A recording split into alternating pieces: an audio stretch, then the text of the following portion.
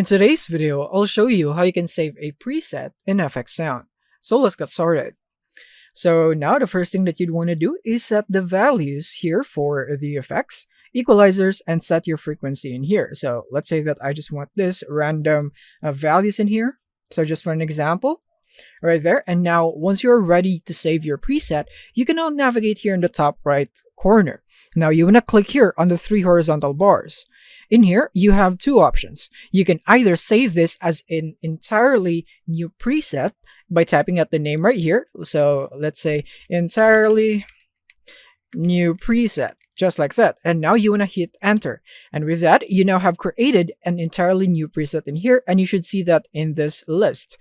And another thing that you could do is you could click here once again on the 3 horizontal bars on the top right, and then you could go into overwrite existing preset. So in this way, you will not be creating an entirely new preset, but you will be saving this into an existing preset already. So basically, you will just be changing that certain preset. So let's say I'm going to make some changes just like that and go do it again. Click on overwrite, and that's it. I have now changed the default values for this preset, and it's now like this. And that's how you can save preset in FXSound.